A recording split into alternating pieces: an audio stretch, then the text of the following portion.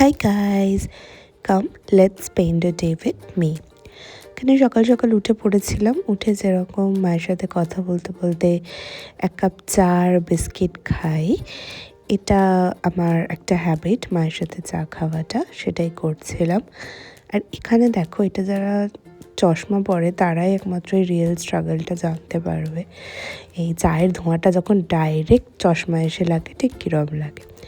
যাই হোক, তারপরেই ফ্রেশন আপ হয়ে চান টান করে নিয়ে যেরকম সকালবেলা উঠে ছাদে গিয়ে পুজো সারি সেই জিনিসগুলো সব করে নিলাম আর কি, কারণ আমার একটু বেরোনো ছিল ওই দিনকে।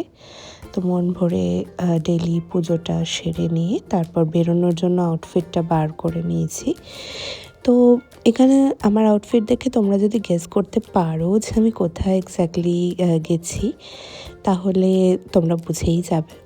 তো এখানে আমি বেরিয়ে গেছি অলরেডি। তো ওখানে বাসে বসে একটা ক্লিপ নিয়েছি।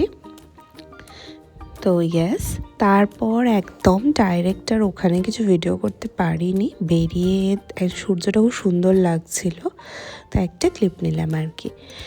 এটা হচ্ছে বাড়ি ফিরে আর কি, ওখান থেকে বাড়ি ফিরে ফেসটা। তারপর এসে দেখলাম সামনেই মকর সংক্রান্তি। বাবা পিঠের জন্য অনেক জিনিসপত্র এনে দিয়েছে, তো সেগুলো একটু তোমাদের সাথে শেয়ার করে নিলাম। কার কার পিঠে পুলি ভালো লাগে অবশ্যই জানাবে।